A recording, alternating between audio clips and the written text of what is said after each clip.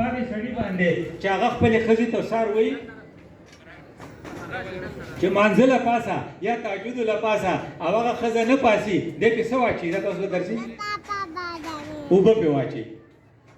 او باندې ښځه د خدای رحم وکړي چې خپل خاوند ته سار وایي چې تهجد له پاسه یا مانځه له پاسه خو هغه په ډډه واوړي نه پاسي نو دا بې اوبه وچنګي دې ښځې ته دې خاوند ته چا دوا کړې ده رسول الله ورته دوا کړې ده موږ وایو پلانې د میاګانو په دوا کې دی پلانې د مولانو په دوا کې دی دا ښځه خاوند د رسول الله په دوا کې دي نو چې د یو بل سره په آپس کې کوآپریشن کوي او بله دا چې رسول الله صلی الله علیه وسلم چې کومه خبره کړې وه دا ډېره زبردسته خبره ده په دې ترکو کې یو مشر سړی دی نو هغه مالدار دی نو د هغه ډېر ښه باغ دی نو په هغې باغ کې یو سړی نوکر دی د هغې نوکر نوم مبارک دی نو د هغې مبارک ته وایي وایي یاره لږ انار دغه که جوس راله جوړ کړه اچوله جوړ کړي نو هغه جوس تارخه دي وایي دا خو دې تارخه راوړه نو بیا ورته وایي بل نه راوګره نو بل هم تارخه و نو هغه ویل لکه ته دلته نوکر یې دوره مودې نه ته پکې تریخ او خوږ نه پېژنې نو هغه وایي زه خو د دې د رټوالۍ دپاره یم زه د سکلو دپاره نه یم تر اوسه پورې ما چېرته سکلی نه دی د دې نه انار نو سړی ډېر متاثره شو چې دا خو ډېر زیات آنېست سړی دی هغه وایي یو کار وکړه زموږ په کور کې سروینټ کوارټر دی ته به راشې هلته به اوسې او زموږ په کور کې وایي ځکه ته ډېر آنېست سړی نو زه وایم چې ته زموږ کرئ دا به ډېره ښه نو مبارک یې هلته راوست مبارک چې راغی اوس مبارک خو ښه سړی دی خو نایک چې دی پریشانه دی دا مالدار سړی دی دا د ترکو دی د ده ډېر شی دغه دي دا ګیر چاپیره د ده ډېر شی باغونه دي نو دی مبارک ته وایي یاره وایي ټینس یم پریشانه یم نو هغه ورته وایي ته ولې پریشانه یې مبارک ورته وایي وایي زما لور ده پرنګ ښکلې ده سبق یې ویلی دی او په هغې دپاره رښتې ډېرې زیاتې راغلي دي وزیر صاحب رښته هم راغلی گورنر صاحب رښته هم راغلی او د چیرمین صاحب رښته هم راغلی زه کنفیوز یم چې زه ډیسایډ څنګه کړم چې چا له یې ورکړم مبارک ورته ډېره خوږه خبره وکړه ځمیدار سړی دی ساده خو لکه چې نیک سړی دی ورته وایي ګوره د یهودیانو ټارګېټ چې دی هغه پیسې دي نو یهودیان همیشه مالدار سړي له لور ورکوي او د عیسایانو ټارګېټ چې دی هغه حسن دی نو عیسایان همیشه ښکلي هلک له ښکلې جینۍ له نکاح کوي او د مسلمانانو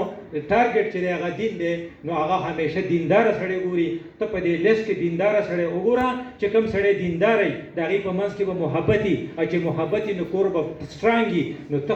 داسې وکړه هغه وایي یاره دا خو ډېره خبره وکړه سالډ خبره دې وکړه چې لا خپلې بیبي سره خبره کوي نو هغه وایي دا ټول لیست چې موږ ګورو نو په دې کې خو دینداره نشته وایي زما په خیال لا مبارک پخه نه دې چې راغلی نو مبارک اوس نوکر ته وایي یاره وایي خوښه دې نه چې دا لور مې تاله درکړم تا چې کومه کرایټیریا ښوولې ده په هغې باندې خو دا ما را کوم لیست چې دی ګورنر صاحب دی سیکرټري صاحب دی هغه په یو نه پوره کېږي نو ته پې ښه نه یې نو هغې وایي یاره د ما سره خو څه شتی نه نو هغه ورته وایي هر څه زما شو بس ټیک ده چې مبارک یې زوم شو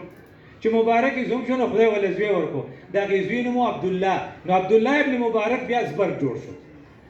عزیز دومره غټ زبر وابرو د یو سړی د عمرې نه راغلی و عمرې چې څوک راشي د حرم صفت کوي ما ورته شاه سلمان دې لیدلی و او ویې د هغې امام به په دعا کې هغه یاداو یاره ما چې په دې ته نه خفه کېږي نو په څه به خفه کېږي نو به ستاسو هغه عبدالله بن مبارک دی حج له به یو کال تو یو کال به جهاد له تو نو بل یو عالم د هغه سره نو هغه په جهاد کې دی او دی په حج کې دی نو یو بل تاسې د ګپ دپاره ډېر ښکلی خط لیږي یا عابد الحرمین لو ابصرتنا لعلمت انک فی العبادة تلعب زه په فلسطین کې جهاد کوم او ته دلته د خانه کعبې نه طواف کې او ګیر چاپېره ګرځې او شاه سلمان هلته لګیا دی او ستا امام چې دی هغه شاه سلمان ته په تراوو کې دوا کوي